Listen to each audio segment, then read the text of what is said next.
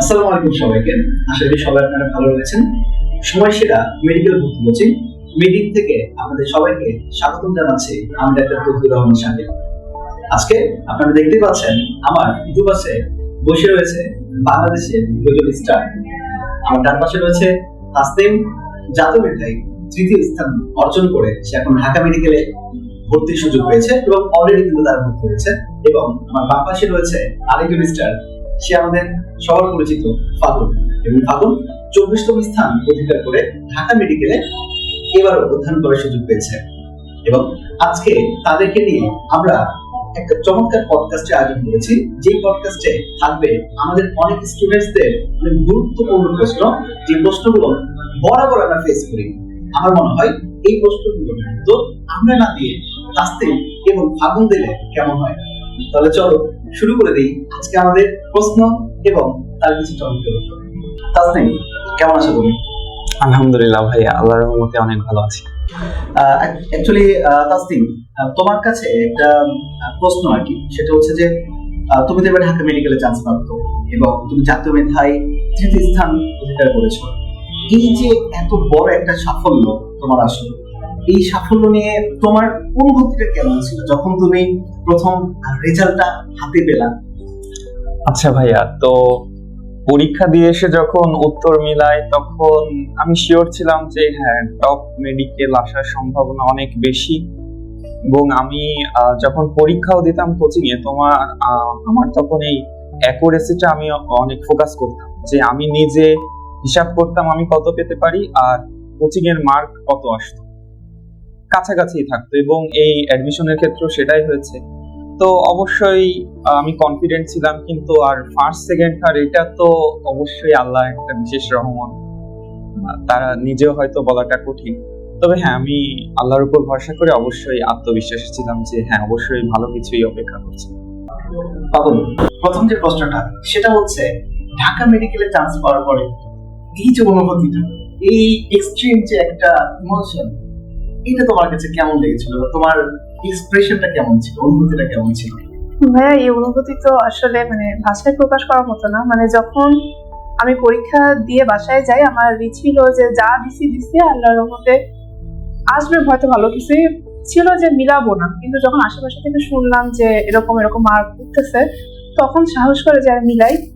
এবং মোটামুটি একটা মার্ক আমার আসে, কিন্তু এরকম আমার তো মার্ক ছিল 88। তো আমি যখন মিলাইছিলাম আমার 91.25 আসছিল সর্বোচ্চ মার্কটা, তো সেখান থেকে কম হচ্ছে। তো তারপর একটা টেনশন ছিল যে যেটা হয়েছে এখান থেকে যদি আর বেশি কমে যায় তাহলে তো হয়তো ঢাকা মেডিকেল আসবে না। তো সেখান থেকে আমি আল্লাহর উপর ভরসা করেছিলাম। আর যেহেতু আসরের টাইমে মেবি রেজাল্টটা দিছিল, আমি তো নামাজ পড়তেছিলাম। তো তখন আমি নামাজ শেষ করে আমি আমার যে ওয়েবসাইট ছিল এখানে রোল এন্ট্রি করি, তো দেখি যে 88 আসছে এবং আমি তো অনেক খুশিই ছিলাম। আমার আম্মা তখন নামাজ পড়তেছিল, তার কাছে মোবাইলটা নিয়ে যাই। তো সে তো একেবারে কান্নাকাটি, বাবা ঘরটা মুহূর্তের মধ্যে যেন কান্নাকাটি হয়ে গেল। তো এই অনুভূতি আসলে আনন্দের হ্যাঁ, মনে হয় এই অনুভূতিটা জীবনে শুধু ওই কয়েকটা সেকেন্ড বা কয়েকটা মিনিটের জন্য মনে হয় আসে। তোমার কাছে একটা প্রশ্ন কিন্তু খুবই আসে যে ভাইয়া কত ঘন্টা করেছে, জাতীয় একটা প্রশ্ন আর কি। এই প্রশ্নটার উত্তর তুমি কিভাবে দিতে চাও? আসল কথা হচ্ছে এক্সাক্ট টাইম বলা সম্ভব না, এটা সকলেই বুঝি। তাও সকলেই জানতে চায় কত ঘন্টা। তো যদি ইন্টারের সময় বলি, তখন আসলে কলেজ থাকে, প্রাইভেট আমরা পড়ি বিভিন্ন জায়গায়, তখন নিজে পড়ার টাইমটা যতটুকু পারা যায় কোচিং কলেজ বাদ দিয়ে যতটুকু। আর অ্যাডমিশন টাইমে আমার মনে হয় যে ঘুম, খাওয়া দাওয়া, আমাদের দৈনিক নেসেসারি যে কাজগুলো আছে এইগুলা বাদ দিয়ে সর্বোচ্চ টাইমটাই ফোকাস করা উচিত আমাদের পড়াশোনার পেছনে। সর্বোচ্চ আমরা যতটা দিতে পারি পড়াশোনার পেছনে, হতে পারে 8 ঘন্টা 10 ঘন্টা 10 ঘন্টা এই যে পারফেক্ট টাইম। এভারেজে কত, ধরো এভারেজে একজন স্টুডেন্ট যারা ভালো করতে চায়, এভারেজ তাদের কত ঘন্টা তোমার মনে হয় পড়া উচিত?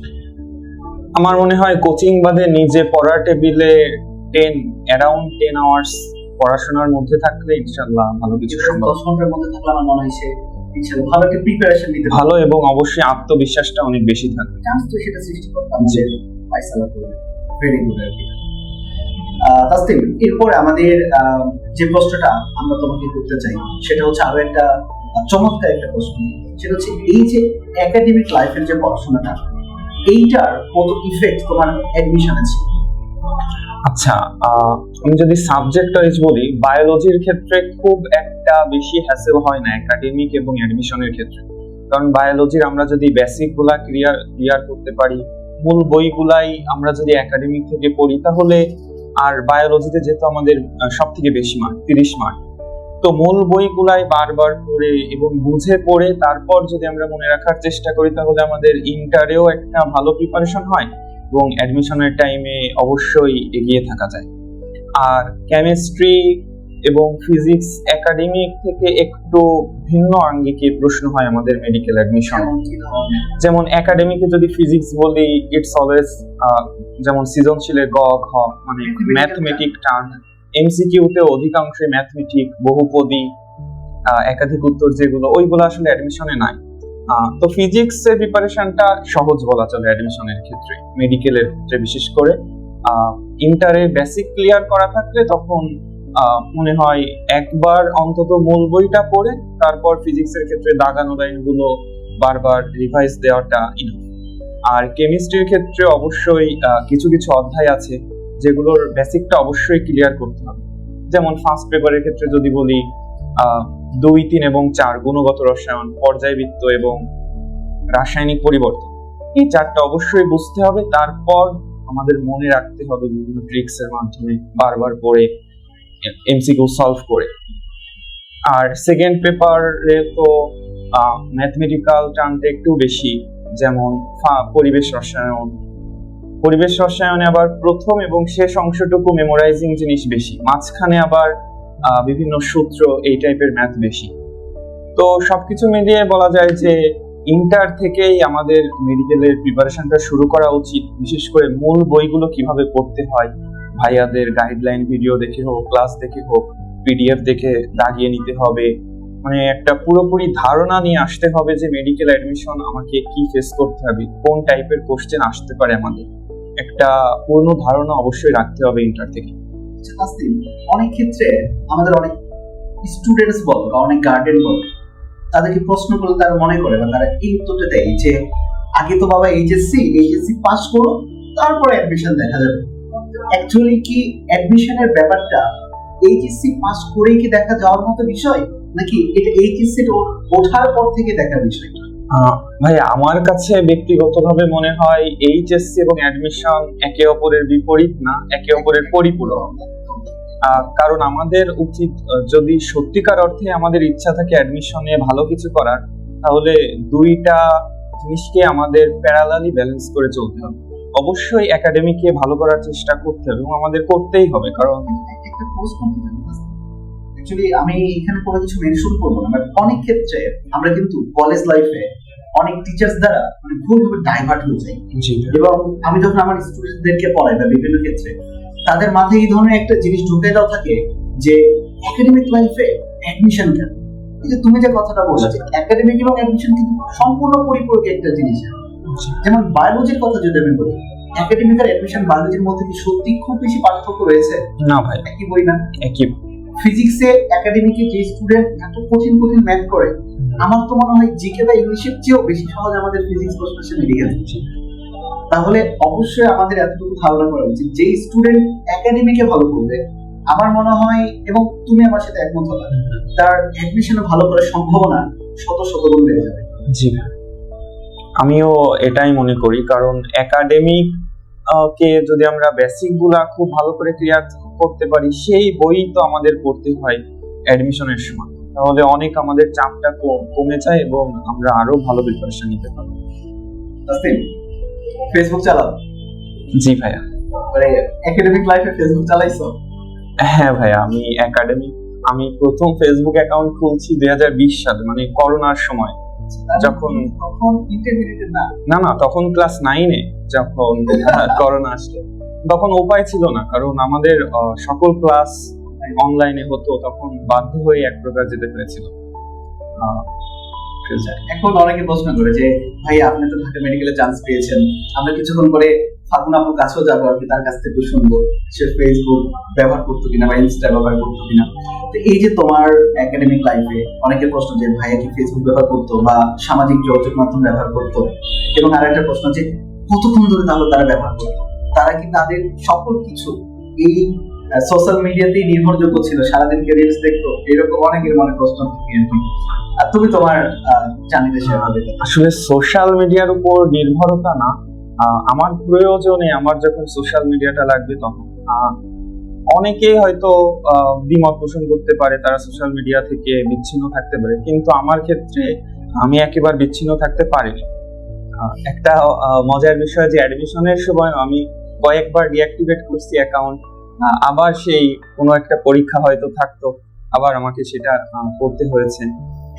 তো আমি মনে করি যে কাজে লাগানো উচিত, যেহেতু অনেক বড় একটা স্কোপ অনলাইন প্ল্যাটফর্ম গুলোর আমরা ধারণা নিতে পারি। আর ন্যাশনাল ওয়াইড ইন্টার থেকে যে পরীক্ষা দেওয়ার টেন্ডেন্সিটা, সেটা তো অনলাইনে এর ব্যাপকতাটা অনেক, আমরা দেশব্যাপী যাচাই করতে পারি আমাদের মেধাটা।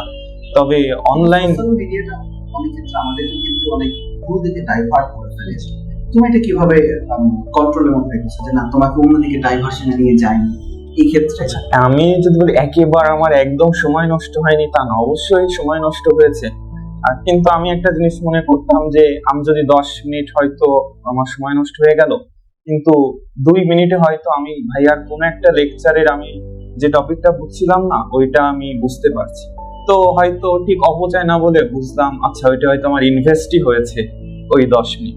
তো তবে সবসময় অবশ্যই সতর্ক থাকতে হবে যেন অতিরিক্ত সময় নষ্ট না হয়, তাহলে আবার হিতের বিপরীত হতে পারে।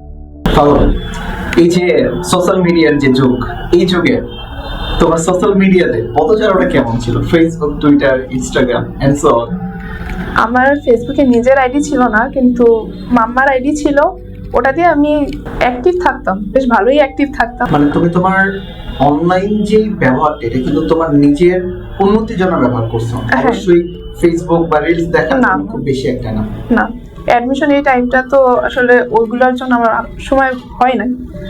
তার মানে আমি বলতে পারি তুমি সোশ্যাল মিডিয়া ইউজ করলেও সেটা খুবই চমৎকার সোশ্যাল ইউজ করছো। যে চেষ্টা করছি একদম ভেরি গুড, যেটা কিন্তু বেশিরভাগ ক্ষেত্রে তোমাদের এই যে টিনেজ বয়সের বাচ্চা কাচ্চারা বা স্টুডেন্টসরা কিন্তু করে না, এবং তারা কিন্তু বেশিরভাগ ক্ষেত্রে সারাদিন একবার ঢুকলো ভাবে যে না 5 মিনিট দেখবো, কিন্তু চলে যায় 50 মিনিট। তো যাই হোক, এটা একটা খুবই একটা ভালো দিক যে তুমি সোশ্যাল মিডিয়াটা ব্যবহার করছো। আমাদের তাসনিমও কিন্তু সোশ্যাল মিডিয়া ব্যবহার করেছে, কিন্তু এইটার ব্যবহারটা ছিল খুবই চমৎকার এবং তোমাদের গঠনমূলক একটা ব্যবহার। আচ্ছা, এরপরে তোমার কাছে যে প্রশ্নটা আমরা যাবো, ঢাকা মেডিকেলে চান্স পেলাম, অবশ্যই অনেক ছোটবেলায় একটা স্বপ্ন ছিল যে ডাক্তার হবে, এরকম কিছু নাকি আমার মতো যে ডাক্তার হইতে চাও নাই হয়ে গেছো? না না না, আমার ছোটবেলা থেকে ছিল যে ডাক্তার, বাবা বলতেন যে তুমি জাজ হও, যেহেতু সে লয়ার ল অফিসার আছেন, তো তিনি চাইতেন যে আমার মেয়ে জাজ হবে, কিন্তু আমার মনে সবসময় ছিল যে ডক্টর হব। মাম্মাও বলতেন, মাম্মার ছোটবেলার স্বপ্ন ছিল ডক্টর, কিন্তু তিনি আসলে হইতে পারেন নাই। তো তিনি আমার মধ্যে তাকে দেখতে পেতেন। মাম্মা বা আমাদের আন্টির স্বপ্নটা বাস্তব হয়েছে তোমার মধ্য দিয়ে, তাই না? আমি কিন্তু তাসনিম বা তোমার কথা দুজনেটা শুনলাম, তোমরা কিন্তু খুব ডেডিকেটেড ভাবে কিন্তু মেডিকেলে পড়ার জন্য খুব ইচ্ছুক ছিলাম। দেখ, আমার সাথে তো আমাদের স্বপ্নটা যদি খুব বেশি একটা মেলা নেই আর কি। আচ্ছা, আমাদের তো মেডিকেলের অনেক ভাস্ট একটা জায়গা, আমরা অনেক দিকে আমরা কিন্তু আমাদের ক্যারিয়ার করতে পারি। এই যে ঢাকা মেডিকেল যেহেতু আমাদের বাংলাদেশের সবচেয়ে বড় মেডিকেল সায়েন্সের একটা বিদ্যাপীঠ, তোমার কোন দিকে ইচ্ছা, কোন দিকে তুমি যেতে চাও মেডিকেল সায়েন্সের উচ্চতর ডিগ্রি নিতে, বা কোন দিকে ডাক্তার হতে চাও? ওইভাবে তো আসলে ভাবা হয়নি, কিন্তু একটা ইচ্ছা। এটা কিন্তু একটু কঠিন, কারণ আমাদের কিন্তু ইন্টার্নের পরে গিয়ে আমরা অনেক ক্ষেত্রে ডিসিশন নিই যে না আমি গানিতে যাব, আমি ইএনটিতে যাব, পেডিয়াট্রিক্সে যাব, বা সার্জারি অর সামথিং এলস। যদিও বা তোমার ক্ষেত্রে হয়তো চেঞ্জ হয়ে যেতে পারে, কিন্তু আমার কাছে একটা কার্ডিওলজিস্ট। জি বাবা, ইনশাআল্লাহ আমি চাই যে তুমি ইন্টারভেনশনে যাও আর কি। ওকে, ইন্টারভেনশনটা আরো আরো আরো অনেক বেশি অ্যাডভান্স। আশা রাখি যে তুমি ওই জায়গাতে বাংলাদেশে অনেক গ্লোরিয়াস একজন ডাক্তার হবে আর কি, ইনশাআল্লাহ। তোমাকে পরবর্তী যে প্রশ্নটা আমরা জানবো যে তোমার তো অবশ্যই এই মেডিকেল জার্নিতে অনেক বড় একটা অবদান রয়েছে তোমার, যেখানে তুমি কোচিং করেছো। তবে তোমাকে অফলাইন কোচিং নিয়ে তোমাকে কিছু জানতে চাই। মূলত অফলাইন কোচিং তুমি কোথায় করেছো আর কি, কোন প্রতিষ্ঠানে তোমার এই অফলাইন যাত্রা ছিল? আচ্ছা ভাই, তো অফলাইনে আমি মেডিনের সঙ্গে যুক্ত ছিলাম। বিশেষ করে ডাক্তার আসিফ ভাই এবং সিজার ভাইয়ার অফলাইন ক্লাসগুলো করার চেষ্টা করতাম, এবং আমি পরীক্ষাটা খুব গুরুত্ব সহকারে দিতাম। তবে এখানে বলে রাখা ভালো যে আমরা সবসময় মার্কের উপর আমাদের ফোকাস থাকে, যে হয়তো ডেইলি এক্সামে 50-এ আমাকে 50 পেতেই হবে। তো আমি একটা জিনিস আগে থেকেই আমি স্থির করে রেখেছিলাম যে মার্কস ঠিক আছে, কিন্তু এটাই আমার মূল ফোকাস থাকবে না। আমার মূল ফোকাস থাকবে নিজের সাথে নিজের প্রতিযোগিতা, নিজেকে প্রতিদিন কতটা আমি ইমপ্রুভ করতে পারি, বা কোচিং এর পরীক্ষায় যে ভুলগুলো চাই ওই ভুলগুলো মূল বই থেকে কোন লাইন থেকে আমার ভুল চাই সেই ভুলগুলো সংশোধন করে যাতে পরবর্তীতে আর কখনো ভুল না যায়, এই বিষয়গুলো হচ্ছে আমি বারবার এই বিষয়গুলোর উপর কাজ করার চেষ্টা করেছি। আচ্ছা, আমার হঠাৎ করে একটা প্রশ্ন মাথায় আসলো আর কি। তুমি যখন মেডিকেলে পরীক্ষা দিতা আর কি, এবং তুমি বললা যে পরীক্ষাগুলো তুমি খুবই মনোযোগ সহকারে এবং খুবই সিরিয়াস ভাবে দিতা, সবসময় কি মেডিকেলের যে আমাদের মেডিকেলের যে অফলাইন পরীক্ষাগুলো হতো সবসময় কি একদম প্রথম সারি ভালো ভালো রেজাল্ট হতো, নাকি কখনো কখনো আপ ছিল, কখনো কখনো ডাউন ছিল? এই এক্সপেরিয়েন্সটা তোমার কেমন ছিল আর কি? এভারেজ বললে মার্ক ভালোই আসতো, তবে কোনো কোনো দিন হয়তো ডাউন আসতেই পারতো। তবে আমি ওটা মাথায় রাখতাম না। আমি রাখতাম যে আমি কোন প্রশ্নগুলো পারছি না, কেন পারছি না, আমাকে হয়তো আবার বারবার জিনিসগুলো ঝালাই করতে হবে, এটাই আমার ফোকাস ছিল সবথেকে বেশি। আমাদের দেখা কি জানো, অনেক ক্ষেত্রে স্টুডেন্টসরা এই কোচিং এর পরীক্ষায় কত নাম্বার পেলো এটা নিয়ে এত বেশি প্যানিকড হয়ে যায়, যার কারণে আমার মনে হয় যে তারা আসল জায়গাতে যে আর মনে হয় সে মাথাটা ঠান্ডা রাখতে পারে না এই জায়গাটাতে। তাসনিম, আমার একটা জাস্ট পার্সোনাল প্রশ্ন। আমরা তো প্রত্যাশার একটা তো চাপ থাকে, যেহেতু তুমি ছোটবেলা থেকে মেডিকেল আসতে চাচ্ছ বা চাচ্ছিলে আর কি, সেই ক্ষেত্রে যখন তুমি পরীক্ষার হলে গেলা, পরীক্ষার হলের ওই কন্ডিশনটা যেটা খুব একটা এক্সট্রিম একটা অবস্থা, ওই জায়গাটাতে তুমি নিজের সাইকোলজিটা কিভাবে ওই জায়গাটাতে শান্ত ছিল বা কি করতে হবে সময়?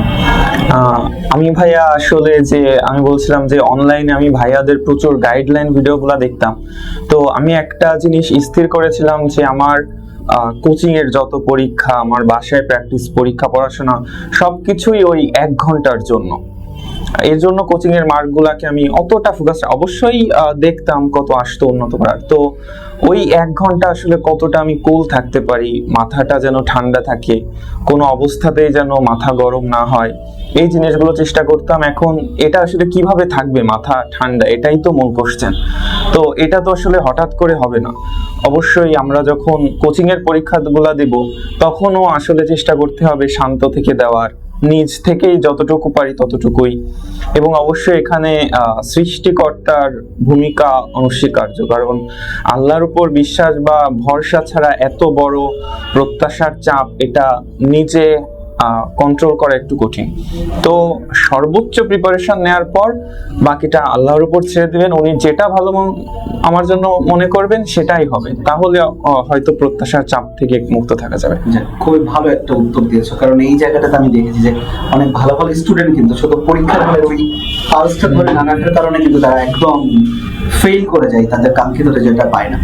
ফার্স্ট থিং, মেডিনের সাথে তোমার এই যে পথ চলা, এই পথ চলায় মেডিনের ক্লাস এবং তাদের পরীক্ষা সিস্টেম, এটা তোমার কতটুকু হেল্প করেছে? আচ্ছা, তো ক্লাস পরীক্ষা তো অবশ্যই হেল্পফুল ছিল, যেহেতু মেডিনের স্পেশালিটি হচ্ছে যে ভাইয়ারা 6 দিনই ক্লাস পরীক্ষা নেওয়ার চেষ্টা করেন, 3 দিন জিকে ইংলিশ আর 3 দিন সায়েন্সের গুলা। তো ক্লাসগুলা যথাসম্ভব করার চেষ্টা করতাম এবং পরীক্ষাগুলাও আমি খুব গুরুত্ব সহকারেই দেওয়ার চেষ্টা করতাম আসলে। তো এই কোচিং এর সাথে আগাতে থাকলে বা এই অনুযায়ী চলতে থাকলে আসলে সিলেবাসটা একসময় শেষ হয়ে যায়। নিজ থেকে আসলে খুব একটা, বিশেষ করে জিকে ইংলিশের প্রেশারটা নিজ উদ্যোগে খুব একটা করা লাগে না, কারণ এই তালের সাথে চললেই হয়তো জিকে ইংলিশটা শেষ হয়ে যায়। তো সেক্ষেত্রে অবশ্যই হেল্পফুল ছিল। জিকে ইংলিশ তোমার কাছে কেমন লাগতো, কঠিন নাকি সহজ? কারণ যেহেতু তুমি ছেলে, আমার কাছে মনে হয় কি জানো, যে ছেলেরা মনে হয় যে একটু জিকেতে একটু বেশি ভালো, মানে আমি আমার কথা বললাম আর কি, আমি জানি না তোমারটা। এই দুটো জিনিসকে তুমি কিভাবে ক্যাপচার করছো আর কি এত সহজে বা এত পরিশ্রমের ফলে?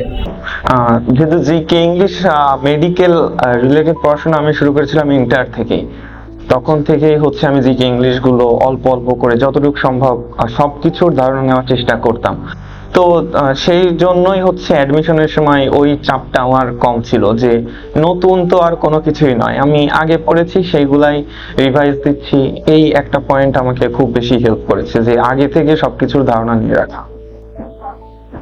আমাদের মেডিনের তুমি জানো একটা চমৎকার বুক রয়েছে, যে বইটা নাম আমরা দিয়েছি সুপ্রিম বুক।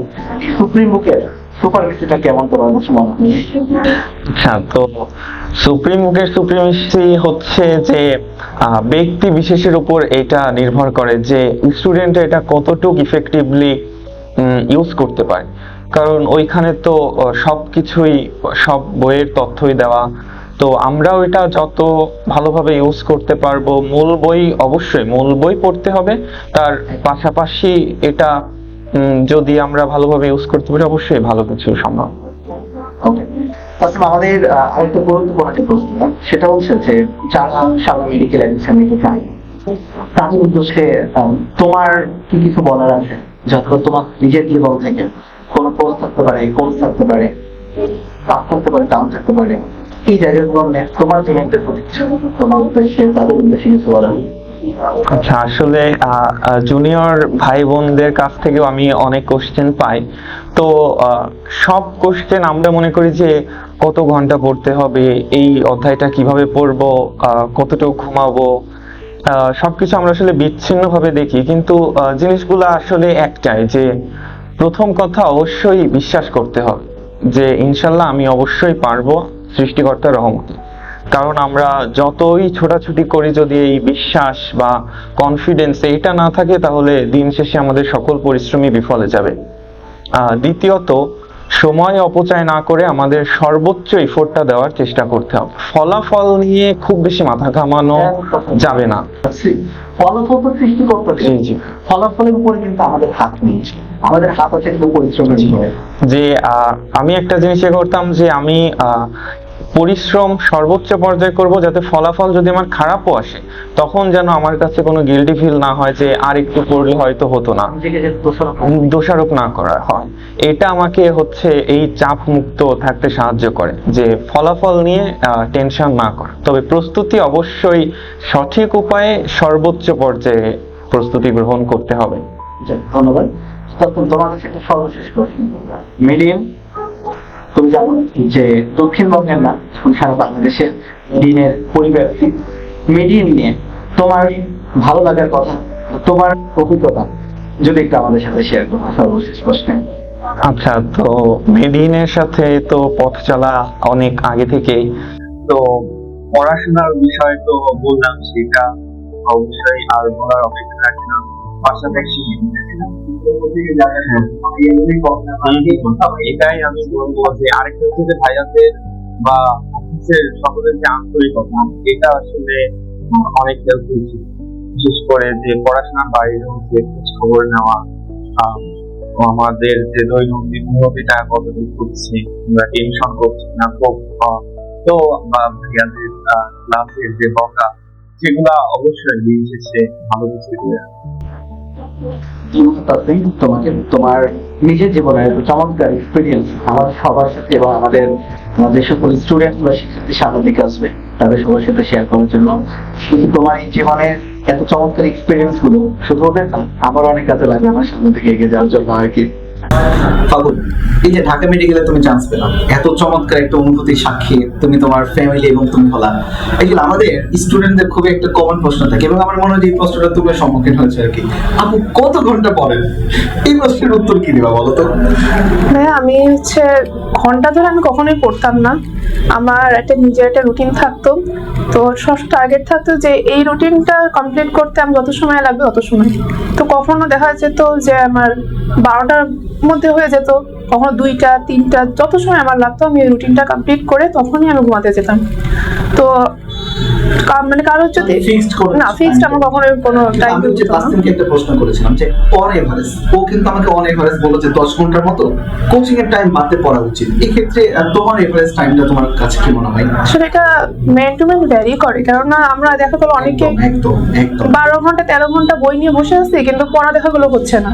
তো কমপ্লিট অ্যাটেনশন নিয়ে পড়ার জন্য এটা যার যতটা সময় লাগে এটা আসলে নির্দিষ্ট করে বলা আমার পক্ষে কঠিন। এটা তো একজন স্টুডেন্ট তো তার নিজে পড়াটা বুঝবে যে এইটুকু সময়ের মধ্যে আমার হয়ে যাচ্ছে পড়াটা, তাহলে তো বেশি লেন্থি করে আমার প্রয়োজন নেই। পাগল, আমাদের মেডিকেল টেস্টে আমরা তো মূলত বায়োলজি সবচেয়ে বেশি নাম্বার, কেমিস্ট্রি, দেন ফিজিক্স, এই তিনটা নিয়ে অনেক মাখামাখি থাকে। তো এর বাইরেও যে আমাদের জিকে এবং ইংলিশটা থাকে এবং এটাতে কিন্তু 25 নাম্বার। তুমি এই জায়গাটাতে কিভাবে মেকআপ করছো? নাকি তুমি আগে থেকেই কি এটা প্রিপারেশন নিয়েছিলা, নাকি তুমি অ্যাডমিশন আসার পরে জিকে ইংলিশটা তুমি পড়াশোনা করেছো? কিভাবে তুমি এই জায়গাটাতে ভালো করলে? জিকে ইংলিশ এই দুইটা আমি একাডেমিকের সময় থেকে পড়তাম, অ্যাডমিশনে সেই জিনিসটা আরো বেশি ফোকাস করে পড়ছি। আর লাস্ট টাইমে অন্য যত পড়াই থাক ডেইলি জিকে ইংলিশে 4 ঘন্টা সময় রাখতাম। জিকে ইংলিশের জন্য 4 ঘন্টা? জি 4 ঘন্টা, তার মানে এই না যে একটানা 4 ঘন্টা না, মানে ধরে নিলাম সামগ্রিকভাবে প্রত্যেকদিন 4 ঘন্টা। ওয়াও। তো আমার অ্যাডমিশনে মানে পরীক্ষায় আমার জিকে ইংলিশ 25-এর মধ্যে আমি একটা জিকে লাগাইছিলাম না, তা বাদে আমার 24 ছিল। ইংলিশ 15টা আর জিকে জিকে প্রশ্ন কিন্তু বেশ টাফ ছিল। হ্যাঁ টাফ ছিল, অনেক টাফ ছিল। মানে তুমি জিকেতে তাহলে 10-এর মধ্যে তুমি 9টা আনসার করে ফেলছো? জি। আমি হলো মনে পারতাম না আর কি, স্পেশালি যে টাকার যেই আমাদের টাকা ওটা ভাইয়া আমার হচ্ছে ছোটবেলায় যে স্কুলে পড়তাম ওইখানে আমি জিকে মানে ওই স্কুলে অ্যাডমিশনে যখন পড়ছিলাম যে 100 টাকার নোটে তারা মুজিক থাকে, তো আমি তখনই ওটা পড়া ছিল এবং কিভাবে যেন আমার পরীক্ষা হলে ওটা মাথায় চলে আসছে।